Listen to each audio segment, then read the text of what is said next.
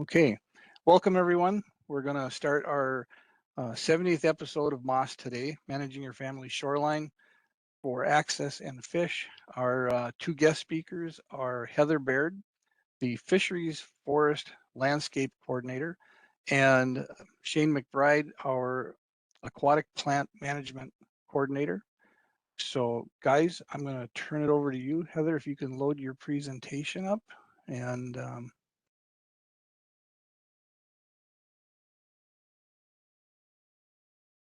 all right, can you see that? Looks good. All right.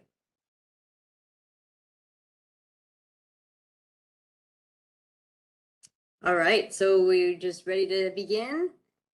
So I'm Heather Baird. I'm the Fisheries Forestry Landscape Coordinator. I've been with the DNR over 21 years. I work out of the Brainerd Lakes area, Brainerd DNR office. And I'm here today to kind of talk about shoreline habitat and what you can do on your lakeshore. And I'm going to talk a little bit about river shorelines as well, because they're as important as lake shores. So today I want to talk a little bit about keeping your shoreline natural if possible. So let me just advance here. So natural shorelines are healthy shorelines. So if you can leave some or all of your natural shoreline, that provides important habitat for fish and wildlife. So we're talking from everything from turtles, saloons you can see here, fish, even the smallest fish that you maybe would think of as bait fish are super important. There's a lot of minnow species and shiner species that are important to the lake ecosystem that we maybe just don't recognize. And then, of course, pollinators and the human aspect of us on shorelines. So this is a picture of an undeveloped shore. Well, excuse me, it's a developed shoreline, but they've left it completely natural.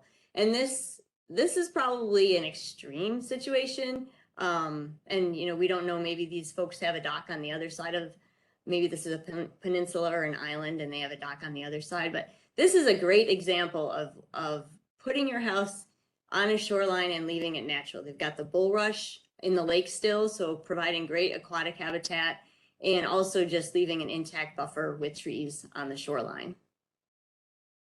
So if you have lakeshore property, you have several options. So if you have a natural shoreline like the one that I presented, you certainly could leave as much of it natural as possible. Maybe tuck your dock in somewhere, put a staircase or just a path down to the lake, maybe have a very small beach. So you can really just keep it natural. You can let it recover naturally. I know a lot of people who've just turned the mower off and see what comes back. And a lot of times we get a lot of native species that come back. We'll get some flowers coming back. That seed bed of the native plants really stays for a long time and the seeds are viable. And so just by mowing and seeing what regrows is one very easy way to start. And then you can also just restore it. You could go back and do a full planting plan, including trees and shrubs like the one shoreline did here. So there are applications and tools out there on the DNR website. One great one to use for a property owner, if you have a shoreline and you'd like to know, well, how good of a job am I doing? There's a program called Score the Shore, and it's a rapid assessment tool, and you can go out and you can look at all three zones. You can look at the aquatic zone, so what's in the lake and the aquatic plants on your lake shore. You can look on the shoreline, so that direct connection between the water and the land. And then you can look at the upland portion, maybe where the trees and shrubs grow or the grass grows. And you can give yourself a score, and then you can see, you know, how well are you doing? You can see some examples of scores here. And this is a great tool just to see, you know, what is my lakeshore? What would my lakeshore score? And then you can go from there for either restoration or continued preservation or on natural shorelines. Again, there's more tools on the DNR website. So a few of these are a bit dated, but the Lakescaping for Wildlife and Water Quality is still very applicable. This was written by Carol Henderson, maybe 15, 18 years ago, but it's still available. I actually looked it up on Amazon. You can still get it. I think you can still get it through the Minnesota bookstore. And then a lot of places still have it available. I know some lake associations still do some mass orderings of it, but it's pretty much the guide for doing shoreline restoration work and your questions to shoreline habitat. Your local government units are all very good resources for shoreline restoration and what to do on your shoreline. So watershed districts, soil and water conservation districts, counties, your local governments. If you live in a city or a town, you should check with them just to see what resources they have. Or if you plan to do any alterations, you really need to check with your local government unit on what the ordinance are for changing or doing work on your shoreline. So these are all great resources. The one tool I showed, Restore Your Shore, is actually on the DNR website, and it has a native plant encyclopedia. So it has a search engine that you can go and actually look up, okay, I live in Cass County and I have a partly shaded shoreline and I would like some wildflowers to plant. And it will pick you a plant list that you could then take to a native plant vendor or look for plants in your neighborhood and restore your shoreline with that. So it kind of takes the guesswork out of, well, what am I going to plant? And I don't know where to begin. So it's a great resource for that. And then I mentioned native plant vendors. There's a lot of them. When I was doing shoreline work 15 years ago, there were very few shoreline vendors or vendors that sold and grew native plants. And currently, if you do a web search, there's a number of them. And there is a list of vendors on the DNR website. I don't know how updated it was. It looked like it was fairly current. And then you can use that and actually go to the vendor's website or call them. You should always ask about the seed source, the source of the plants. You really want to try to stay within 50 miles of your home range for a seed source. You don't want to be getting plants or seeds from a vendor that has blue stem from like Kansas. You really want to stick to the state of Minnesota at least, but certainly the surrounding counties that you live in. So the reason we use native plants is the deep root system. So this is a graphic that shows just how deep the roots are of native plants. And this is where the black dirt of the prairie comes from. It's the roots that have decayed on the prairie and really left that really thick, rich soil that we are benefit from today in the farming community. So if you look to the far left, that's turf grass or sod, Kentucky bluegrass. And that has very, very short roots. And so that's why we can grow it in one place, roll it up and take it to a brand new housing development and have instant lawn. But it doesn't do very well in terms of protecting the soil and the shoreline from erosion. And so having bluegrass or lawn right to the water's edge is just not beneficial for our shorelines. And it provides very little habitat and it attracts those friendly geese that leave a lot of deposits on your shoreline. So to deter the geese and to have better habitat, it's better to use native plants. And I don't show on here trees and shrubs, but certainly all of our lakes and rivers have been surrounded by trees and shrubs. And so adding a tree and shrub component is super beneficial to fish and wildlife. So this is an example of a house on a lake in central Minnesota, and they did some really nice landscaping here. You can see they put in some yews, they put in some hostas, but it's a pretty steep bluff. And again, if you're going to do any landscaping or work on a bluff or a shoreline, you really need to check with your local government unit, check the local ordinances and make sure what you can and cannot do on your shoreline, because there are a lot of protection efforts done through the local government unit on shorelines. The DNR does not regulate above the ordinary high water mark or above the water line, pretty much. We only regulate within the water. So anything you do on the shoreline or the dry parts, you need to check with your local government unit. So this is a really nice planting. This was done, on this shoreline, on this hill. And then there was a 6-inch rain event in a couple of hours. And this is what happened. So this is, the detriment of putting shallow rooted plants, cultivated plants on shorelines in a situation where we have these high rainfall events. And our rainfall patterns are changing. And so we're getting more and more of these events. And you really need to continue to have that deep rooted vegetation on shorelines. This is another example of a really nice shoreline.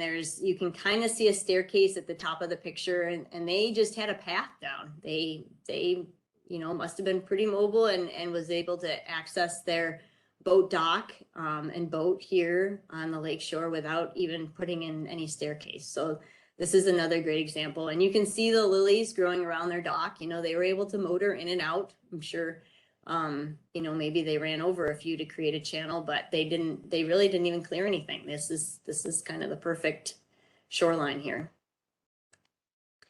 This is another example of a cabin where the lake owner just let it regrow. They just turned the mower off. They still mow a little bit up around the cabin, so they have a lawn, but they, you know, I don't know if this rock is natural or if it was just hand placed, but they even let the vegetation grow in the rock, which is, I get a lot of questions from landowners. Well, I inherited this house with riprap. You can plant it. You could throw some seed in the riprap, or you could just let it grow naturally and see what comes back. So this is just a good example of a regrow. And this is a site that was actually planted. So they have a little beach here, and you can see their dock. They put a little rock buffer between their beach and their shoreline. But this was planted. So a lot of blue stem and black-eyed Susans and some bee balm. Just a great example of what it can look like when you go in and actually take out the turf and restore native plants. This is, I know this is an old photo and it's kind of grainy, but this is a shoreline on Sugar Lake in Itasca County. Sissebacoet is the other name for it. And this couple had moved in, and this is just a great example because they had fought the ice heaves and the wave action and the erosion on their shoreline for a few years, and they noticed this little spit of land sticking out in front where some native sedges and flowers grew, and they were like, that's not eroding. And so they had contacted the DNR, and then we had a program where we would go and help landowners restore their shoreline. And so we did this work on this shoreline, and they got a lot of volunteers to plant. And then I visited it 12 years later, and this is what it looked like. So they even let the trees grow up. They had planted some trees, but more trees were filling in and more shrubs, and it's just amazing. They really liked it. And it helped with the erosion and provided a lot of habitat on their shoreline. So this is one example of how long it can take, because that was 12 years from planting to this picture. And now it's fully wooded there, but still looks really nice. So I mentioned shoreline is important on rivers as well too. And rivers really are a different situation in that they're constantly flowing. So you always have that flowing water against the shoreline. And rivers and streams move naturally. And so they're constantly changing within their channel and moving and having depositional zones and erosional zones. And so it's almost more important to keep natural shoreline habitat on rivers and lake shores. So here you can see the person has a dock and a boat, so they have access to the river here. There's some wood in the foreground that they've left. One thing I always, would talk to lakeshore homeowners about was that nature is not neat. We are very neat and particular in what we want. And so often, I would see a tree go down on someone's shoreline and they'd say, oh, we have to remove that. Well, actually, it's better for the habitat for fish and wildlife if you left that. So like this situation here, there's wood, but it's not impeding the landowner's access. It's providing really good habitat. It's actually providing some erosion control on the bank. So just think about that. Think about the difference between having your nice manicured lawn up to a nice row of rocks to the lakeshore, and versus having what you might think is not so tidy, but actually that provides a lot of habitat to fish and wildlife. So we've been doing a lot of work within the DNR, and my position has changed. We no longer have a shoreline habitat program. We've kind of deferred to the local government units to do that. But we've been looking beyond the shoreline, and actually with the importance of shoreline habitat and a lot of people catching on to that, we're now starting to look within the watershed. The watersheds are significantly larger land masses. The DNR really doesn't have any control over it. It's your local government unit and private citizens that own the land there. And there's a greater nutrient load from the land base. This is just an example of the watershed, the lake catchment of Pelican Lake in Crow Wing County. And so, thinking about what goes on within that watershed and how it's impacting the water quality, and how water quality is really fish habitat. So the one connection that I'd like folks to take away with today would be that the direct connection between the watershed and your lakeshore is really the source for nutrients in our lakes and rivers. And so here you can see, this is a graph created by a colleague of mine where it shows the phosphorus, well, it could just be generally nutrients going into the lake and creating some algae growth and that decaying of that organic material, which really depletes the oxygen. And so you really get this upset of the balance in lakes where you get more of an algae bloom, you might get more plant growth just from the excess nutrients. So there is really a direct connection between the land use, both on shorelines and in watersheds, and the fish habitat in lakes. So that's what I have. I'm going to turn it over to Shane McBride. Thanks, Heather. So let's see. As Craig said, I'm Shane McBride, the Aquatic Plant Habitat Management Coordinator. And before I get into a description of the Aquatic Plant Management Program, or APM, I'll use that acronym, I want to kind of dovetail a little bit onto what Heather was saying and just mention a few things about the benefits of healthy aquatic habitat. So plants are critical for various aspects of healthy ecological function of lakes, and they play an important role both socially and culturally. Everything from fish habitat, next slide please, to wildlife habitat. Next slide. To erosion control and culturally important harvest of wild rice, not to mention the general aesthetics that plants can provide. But not everyone sees the same thing. Next slide. Some see aquatic plants as picturesque and others see them as an eyesore. And sometimes they see them as a general nuisance that makes enjoying their lakeshore property difficult, or maybe even they say that it's dangerous for swimming. Next slide. So people buy lakeshore property and want or expect a beach for their kids and grandkids to swim. But what they can get sometimes is a soft bottom, shallow waterfront with thick vegetation or algae. And sometimes people have unrealistic expectations that can be difficult to manage. Next slide. So the APM program is in the middle, trying to balance those needs and riparian rights. So the purpose of the DNR's APM program is to balance native plant conservation with desires of lakeshore residents to create, to recreate and access their property. State rule establishes what property owners can do to control aquatic plants. And DNR fisheries APM staff administer those controls via a permitting system called MPARS, the Minnesota Permitting and Reporting System. Next slide. So we issue permits for various reasons, most of which are fairly broad and subjective. Next slide. And the justification related to large-scale offshore invasive species control is a separate permitting program that's coordinated by staff in the Division of Ecological and Waters Resources. Next slide.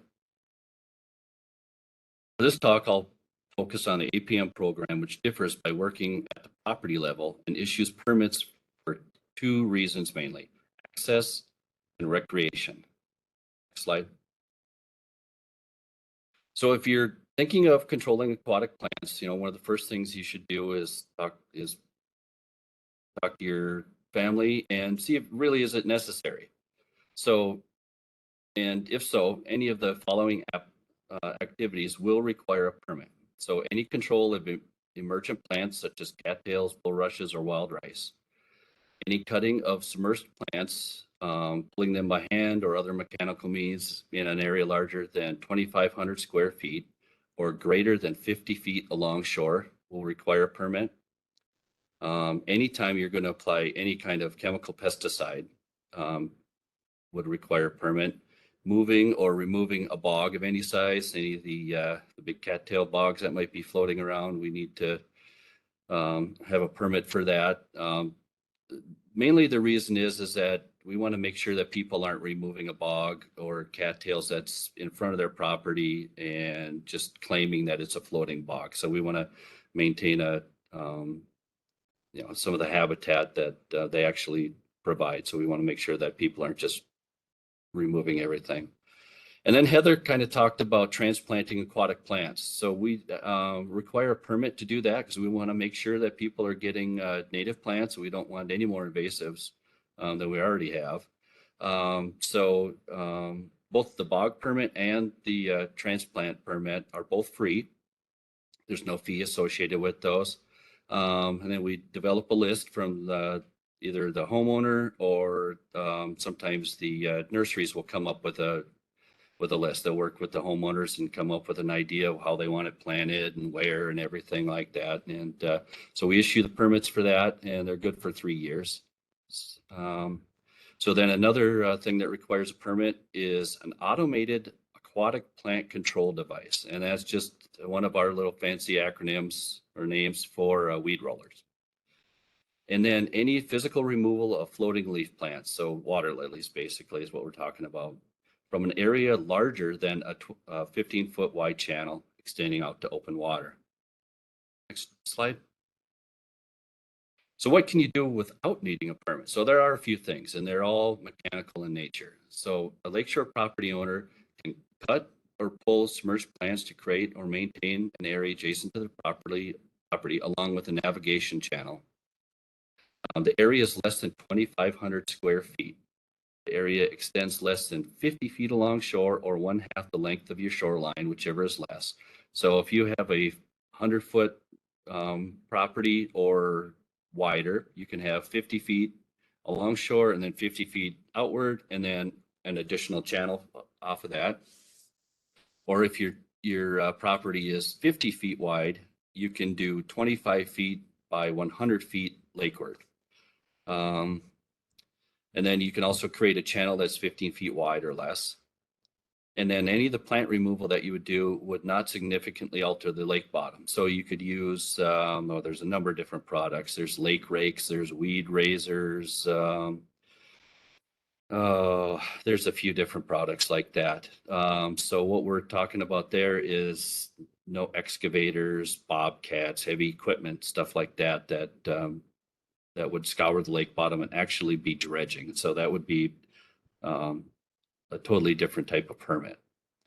All the plants needed to be disposed of on land so they wouldn't get either washed or blown back into the lake. And then you can maintain a mechanical channel 15 foot wide through floating leaf plants and extending out to open water without a permit. So Heather showed that one picture of the kind of the nice wild lake shore with the boat lift and everything.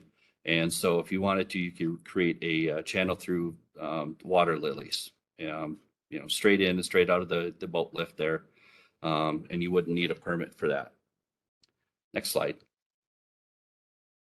So this is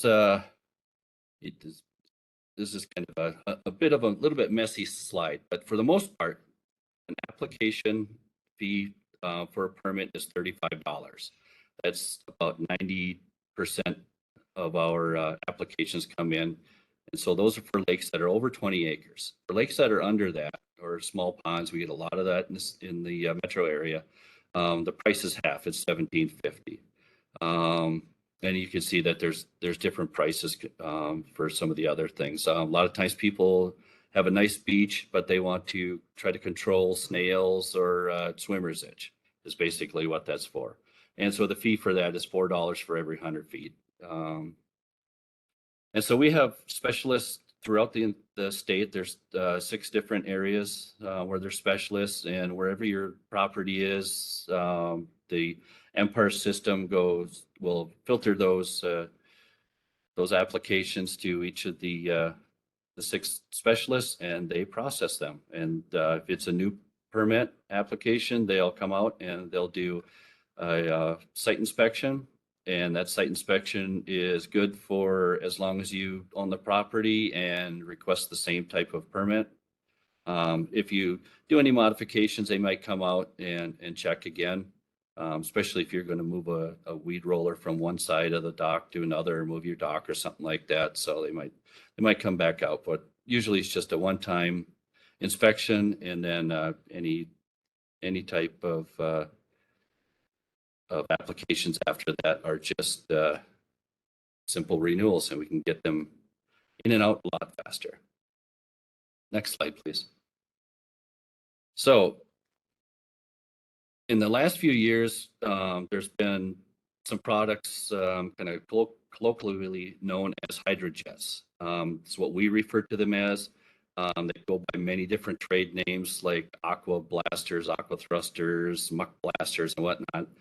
And what they do is they create a strong jet of water from a propeller, which is usually housed in a plastic tube. And the jet is used to forcefully clear plants and loose sediment or muck from around people's docks and swimming areas. And this can end up resulting in a citation from a conservation officer for changing the current or cross-section of a lake. And so basically it's illegal dredging, and therefore an area hydrologist is brought in because that's part of their duties.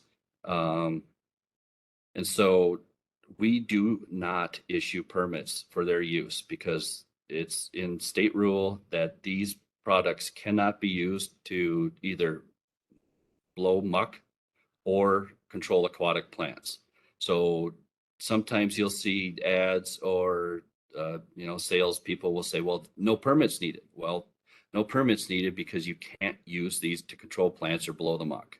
It does, their advertising is what it is. They can be used near the surface. This is kind of one of the more extreme examples where you can see that it made a pretty deep area, which obviously didn't help because it blew the muck back over onto their own shoreline and everything. So, but they can be used near the top to be used as somewhat like a fountain, or they can be used to move algae away, or sometimes, especially in August, we'll start getting water celery that naturally breaks off and it starts blowing around and kind of becomes a pain for people, and they end up raking it up. Well, you can also push it back out into the lake. It might not be the most neighborly of things because it's going to blow somewhere else, but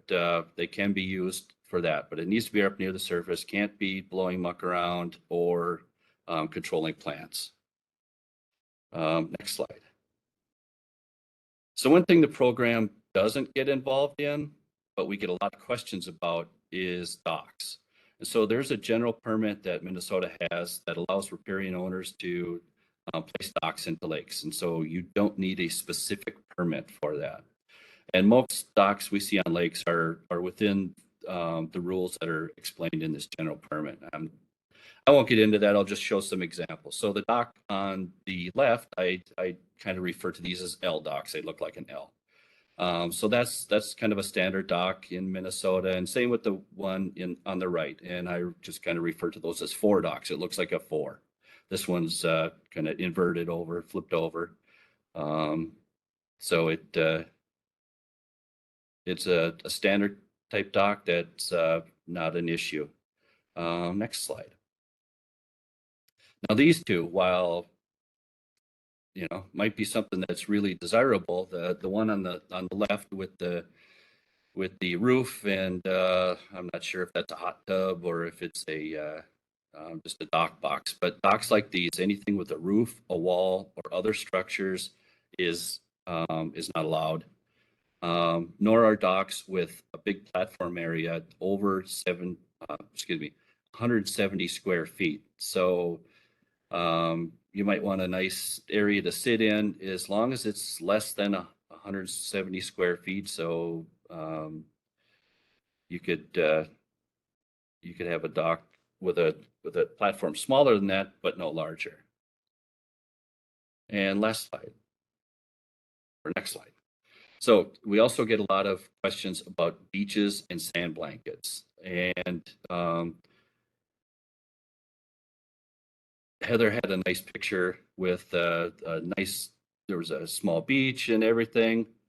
This is kind of one of the other ones where you see mowing right up to the edge of the riprap and a big beach and everything like that. And I bet these people have a lot of problems with geese, but be that as it may. So you can put a sand blanket in, and you don't need a permit for it. but there are some stipulations. The sand blanket needs to be less than 6 inches thick, either sand or gravel.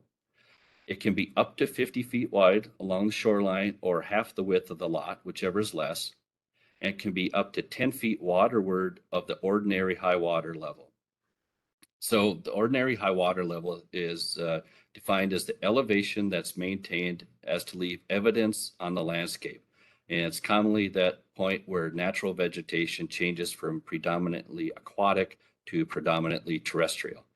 So you can see where the trees start, and as opposed to maybe cattails or bulrushes and whatnot. And sometimes on certain lakes, the water will actually leave a kind of a mark where you can see that the water gets up to a certain line, especially if there's rocks, you can see kind of a dark line. So you can go 10 feet waterward of that. Some lakes that might mean that you can have sand into the lake a bit, and other ones it might not extend out very far. So the beach also cannot cover any emergent plants unless you have an additional aquatic plant management permit for that. So like earlier, I was mentioning that people want to create a beach and everything. So, you need a permit to get rid of any aquatic plants before you do a sand blanket. The sand needs to be cleaned and washed, and there's a lot of sand and gravel companies that offer different sands or gravels if you want to have that, and they do actually wash them. So you want to get those fine particles and everything out of there, because that's just going to muck up the water. And people want a nice clean place to have a beach. You don't need to add any more silt or clay particles or whatnot. And so sometimes you may need to also contact a local watershed district or local zoning officials before doing the work. So you'll need to check with local government to make sure that that there aren't some sort of shoreline ordinances or anything like that. And the last thing is you cannot put a plant barrier or liner or any kind of landscape fabric or anything underneath. It migrates up. You might see that around your own landscape beds, as either they get walked in, or if you have mulch, the mulch starts to decay and stuff like that. So the same thing happens along shore, that just the wave action and people moving through that sand will end up exposing the barriers, and it just ends up causing more problems. So you can't control the plants on there.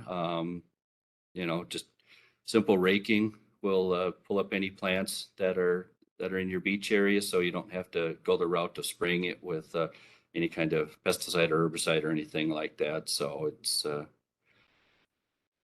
it's all in how much you want to maintain. So let's see. The last slide, I believe, is just a thank you. So there's our contact information, email, and phone numbers. And that's all I have. I'm ready for any questions that people might have. Okay, we got a couple questions that came in. Heather, I'll ask you to go ahead and shut down your presentation in just a moment here in case somebody's writing down the information. And very informative, guys. As a former lake owner, lake lot owner, it took a lot of work to find out all the things you just explained in the last half hour here. We got our first question from Pat, and this was, I think, directed during Heather's presentation. Do you have any data on how much the shoreline affects fish and other aquatic animals? It seems obvious that a natural shoreline is better than a manicured shoreline, but is it a help or just a little bit or a lot? Can you quantify the benefit? Yeah, so I don't have any specific numbers, but there's been a lot of research papers and a lot of publications to show that habitat on shorelines is beneficial. We have an index of biotic integrity program, and that within the Pollution Control Agency, they work on rivers, and we have a program in fisheries that works on lakes. And I actually had a slide on this, but I thought maybe it was a little too data driven. But there is significant research to show that a lot of, especially our species that are threatened and not so common, and species that really are intolerant to pollution and lack of habitat, they are really affected by shoreline development and the lack of any shoreline habitat. So yes, I can't give you a specific number, but you know, if you email me, I certainly could send you some publications on that and hook you up with our IBI program, because there is a lot of data to show that. Very nice. Before we get into Linda's question, just remind everybody to use Q&A and not the chat, because sometimes stuff gets lost in the chat and it's hard for us to find. But Linda wants to know, I know it's early in the presentation, but I would appreciate knowing what to do after some erosion after this year's high water levels. And that came in during Heather's. Sure. Yeah. So high water can be difficult, and you know, certainly there's some lakes in the state that have a lot of bounce, and others don't seem to fluctuate much at all. But we are again getting these higher rainfall events, and you can have high water years. So a lot of times the initial reaction is to put a bunch of rock and riprap it, right? Which in some instances, if you have a lot of ice push and you're on a very large lake with a lot of wave action and wind action, that may be your only solution. But I would recommend contacting your local government units. If you have a watershed district or a soil and water conservation district, someone who could come out and take a look at your shoreline and really let you know what you can do. There are other products that can help minimize the erosion and keep it at bay until you get those plants established. So there's a product called Biolog, which is a coconut core log that you can place on your shoreline. If you have access to natural wood or a downed tree, if you can anchor that on your shoreline, there's a lot of different things you can do other than rock if that's not appealing. If you choose to go with rock, or you're in a situation where you really need the rock, you can also plant in that and above it after it's all done. So you don't have to say, well, I had to riprap my shoreline and then still have your manicured lawn up to the edge of that. There's a lot you can do above that, and even in the riprap too. So I hope that helps. But it's really it's a kind of a case by case situation, and you should probably have somebody come and look at it. Very good. Carl wants to know, how about submerged algae control? And he has a question on permitted chemicals. Okay, so I think that moves over to Shane. Okay. Yeah, so there's basically like two types of algae. One is planktonic, and that's the lakes you'll see that'll turn kind of pea green. And those could be just your general green algae. They might be blue-green algae, and those are the nasty ones that'll really start to stink. And sometimes if it gets really bad, actually, sometimes there'll be unfortunately, dogs drink the lake water, and sometimes could die from the. It's actually a neurotoxin that when these blue-greens start to die off. So there's those two, and then there's those which are planktonic algae, and then there's filamentous algae. So filamentous algae is kind of the long, stringy, kind of snotty type of plants. They'll bubble up, they'll create their own methane, they'll create oxygen, and the bubbles will float them up to the surface. And both or all of those can be controlled with copper sulfate. And there'll be some links that are going to be provided, and there's some different chemicals that are listed on those links. And I should also say that there's musk grass, which is Cara, and starry stonewort, which is an invasive species. Those are actually algae. They act as submerged plants. They grow below the water surface. They look like aquatic plants, but they're actually algae. And those are treated the same. They'll be treated with copper sulfate. either crystals or liquid. And there are companies and that we have on our website that will do the applications for you if that's something that you'd want to do. Very good. The next question talks about violations. And does the DNR go out and look for these violations? Apparently there's lots of houses in his area that have modified their shoreline, including adding sand, putting those plastic barriers and never removing them. I feel that enforcement is always 2 steps behind and not noticed unless a neighbor calls and complains. Yeah, I could take a crack at that. So I think that's true. I mean, first of all, it's not the DNR unless it's actually, again, below the ordinary high water mark. So if there's something, if you see your neighbor with a backhoe dredging out the lake bottom or using some mechanical mean to pull the aquatic vegetation, certainly you should call the sheriff, try to get the, the local conservation officer, even just call a local DNR office and they will get, take down the information and send somebody out. So that again would only be if it's in the water where DNR would get involved. Otherwise, it's a local government unit. And again, it really does take, our local governments are spread as thin as anybody. So it does take the neighbors to call. Sometimes you just don't know what's going on. And if they did get a permit, they might have gotten a permit and they may have, got a variance against the ordinance so that they could do the action. So it's best, to just call ahead of time because people can't be everywhere to look and watch. And so if you see something going on, I would suggest you call your local government unit and just see. Yeah, and I'll add that our APM specialists, usually in August, they try to get out and do some compliance checks. So they'll having worked in the different areas, they kind of know which lakes have issues and which ones don't. So they'll go out and just boat around the lake and check for different things. They don't have any enforcement authority, so they'll get a conservation officer involved. But yeah, so a lot of the permits, like Heather mentioned dredging and stuff like that, those type of permits, they don't have to post anything anywhere. So you might see an aquatic plant control that has happened. There'll be orange signs out, and those are all pesticides. And it lists right on there what the pesticide is, any of the restrictions, and how long it needs to be out.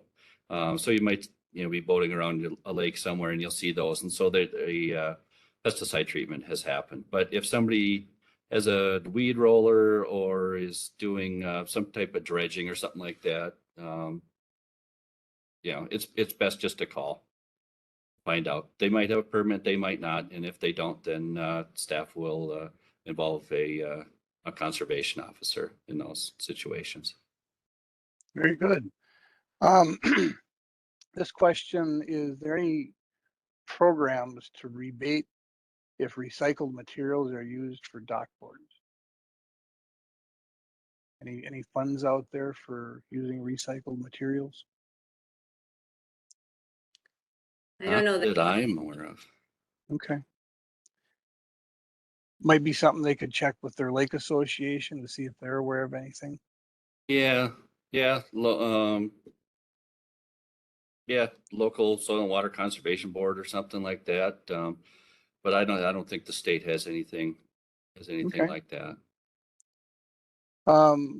This viewer says we have a property on a lake that's heavily infested with curly leaf pondweed that extends about 150 yards offshore. These weeds didn't exist when I was young, but have become so bad that you can't physically walk through them.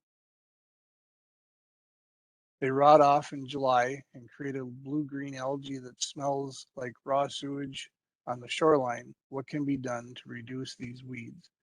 Are there native lake weeds that could be transplanted to take over in their place? Other ideas? So that when I mentioned the invasive species program, those are our staff. So there's a APM side, and we deal with mostly native plants and near shore. And the invasive species staff they deal with invasive species, right in the name. And then they deal with offshore type of work. And typically, permits will come into them from lake associations or lake improvement districts, maybe cities, counties, something like that, for situations just like this.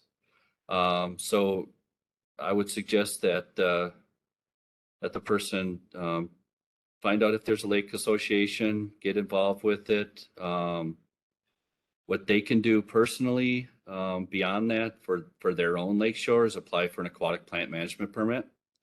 And that can handle the area right near shore.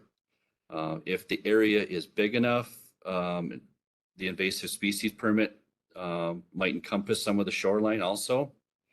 But we need to get the permit first. That's kind of the thing. So yeah, I would suggest that they find out from their lake association. If not, start one. If they don't have one, get some of the neighbors together. You can do that too, and Okay. work through that way. Got quite a few questions and about 14 minutes left, so we'll do our best to get through as many as we can. This gentleman's asking, what about boulders, blocks, and other hardscapes? I see shoreline owners all the time installing boulders or similar, thinking it will help prevent erosion. And I don't know if it's for erosion control or ice, push-ups along the shore. Yeah, so there's kind of two thoughts to that. As one, that it would stop the wave, wind action, and the erosion on shore, and two might be a situation like you mentioned, Craig, where it's like ice action.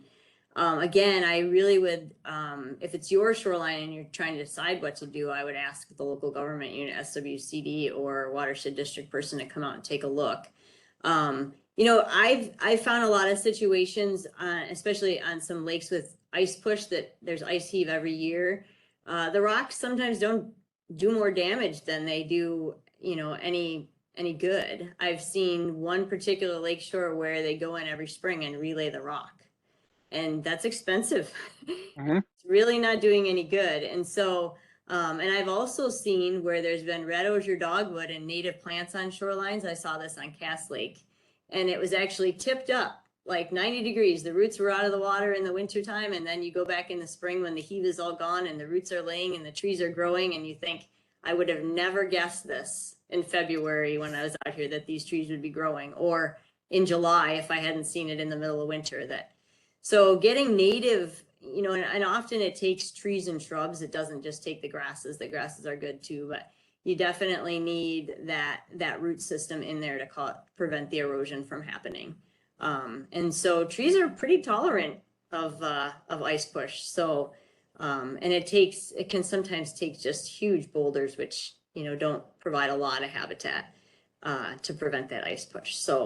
So there's definitely alternatives out there. And I mentioned the native plant vendors, but along with those vendors, sometimes they have contractors that work alongside them that do these installations. And so even calling one of them, look that up. There are some native plant nurseries that have contractors that have done a lot of work on rivers and lakes, and they do a good job. And they know the alternatives to rock, but they, if they install rock, they'll also install plants. So, yeah, there's a lot of it out there. I sometimes think that the riprap we put around the retention ponds in the metro make people really gaga over that, and they like the looks of it. And so then people tend to put that on their natural shoreline too. So, but it's not always the best. Okay. Pat wants to know about lilies and wild rice on his shoreline. Can I rake the lilies for a boat launch or a boat channel to the dock? So I think he's talking about lily pads.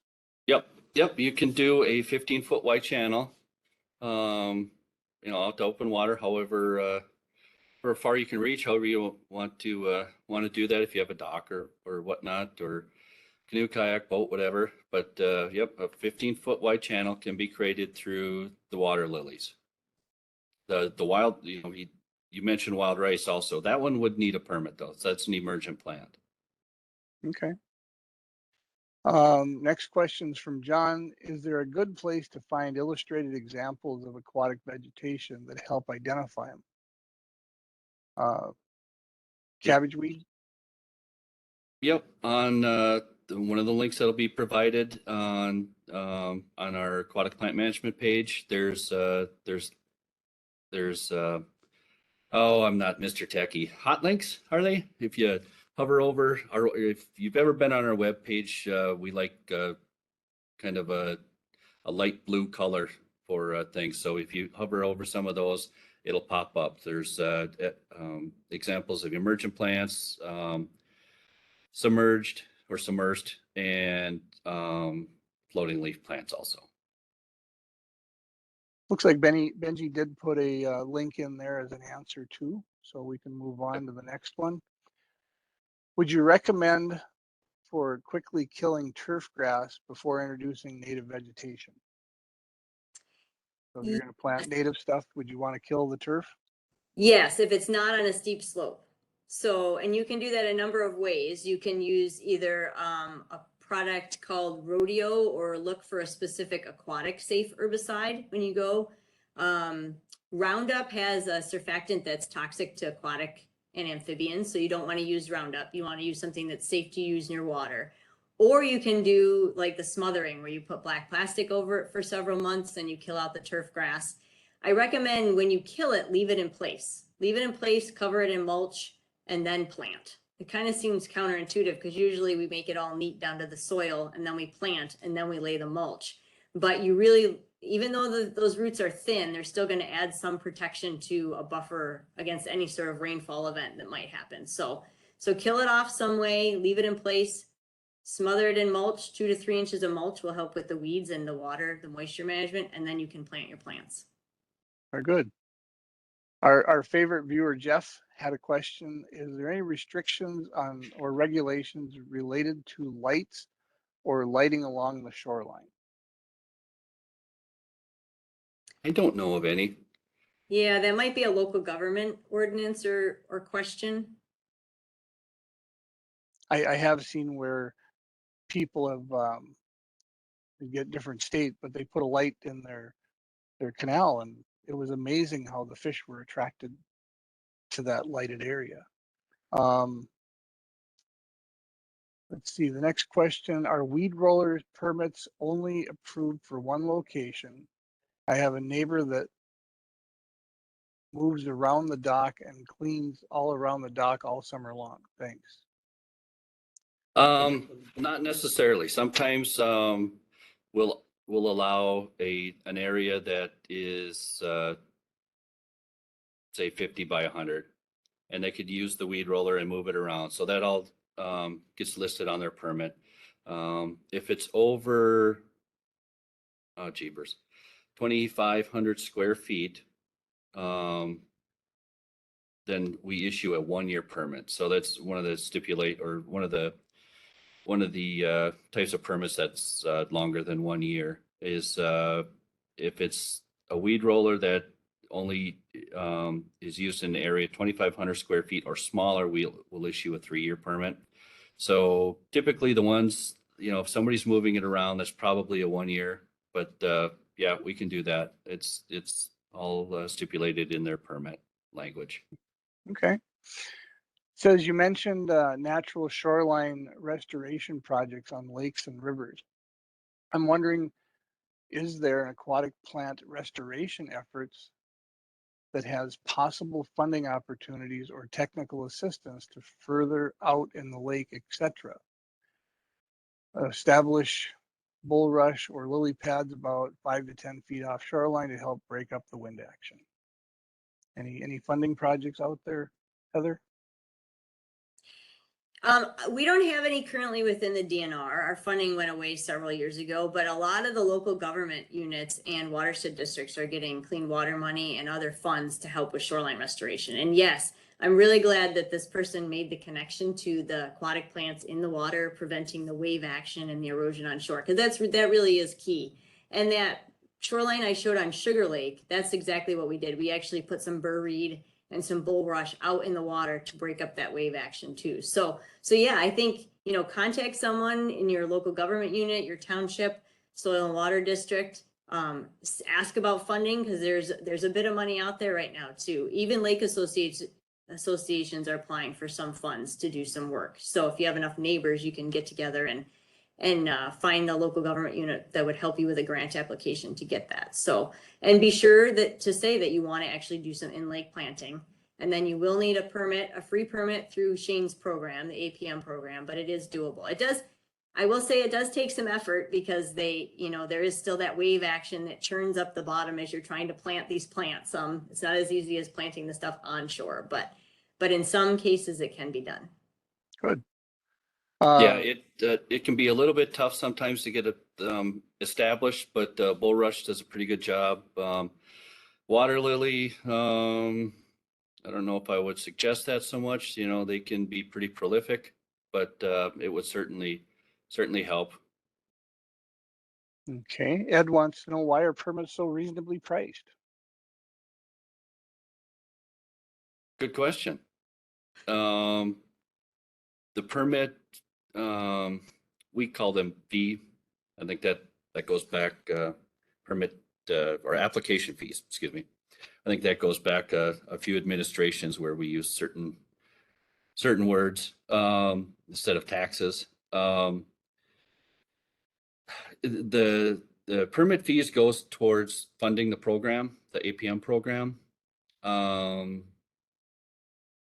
We've looked at different ways to fund, you know, to help out, increasing the fees, but right now it's $35. It's pretty reasonable. But you know, we'll always take donations.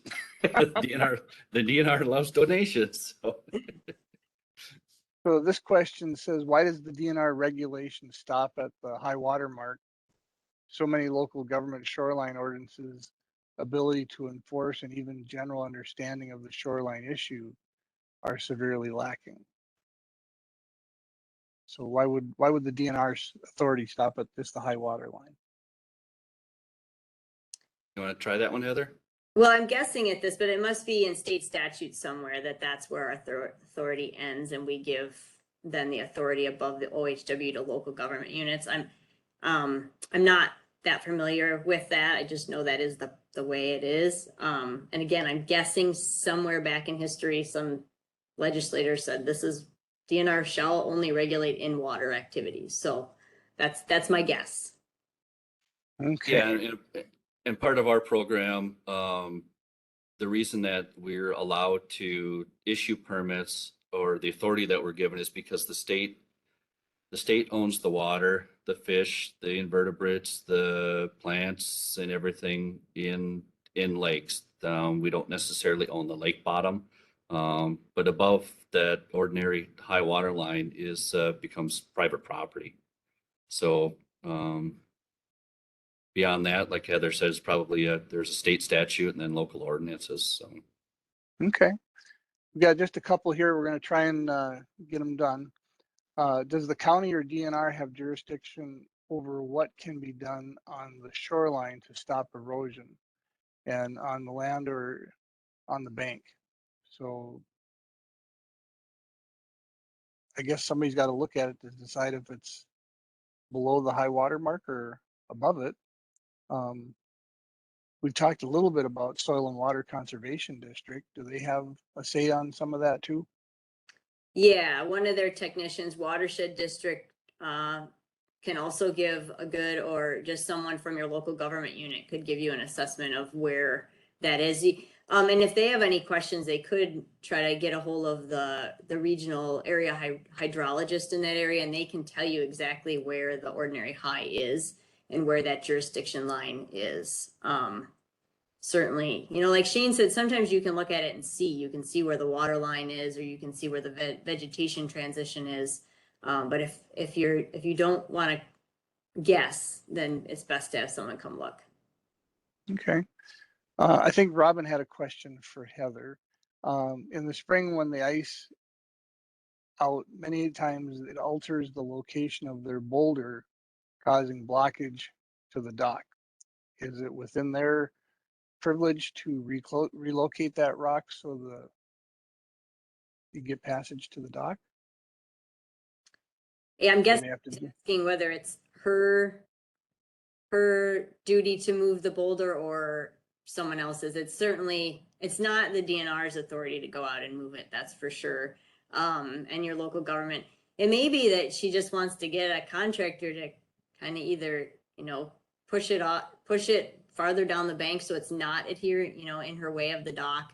But again, like I said, I've seen ice move boulders all over the place. So it's hard to judge where it's going to end up next year. It may end up on our neighbor's shoreline, who knows? But yeah, the DNR doesn't come out and move any boulders or rocks, would she need to get a new permit to move the rock?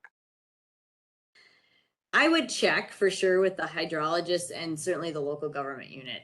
Because if somebody sees, even though it may even be a natural boulder that's on her shoreline, it's been there since she moved in. But someone's going to see a bobcat or something out there moving that boulder and may report her. So it's best to just double check and get the okay to move it. And finally, Beth had a comment, so we'll just read that quick. But permit fees are a balance of recouping costs and making sure people will get their permit. A permit fee too high, people are more likely to try and get away without getting the permit. So, but Yep, I thank that everybody. certainly plays a part. We're at 1:01, so we're just over our time. I want to thank everybody for checking in. And you guys had a great presentation. We had 99 people. That was the highest number I saw today. So a good group checked in with us.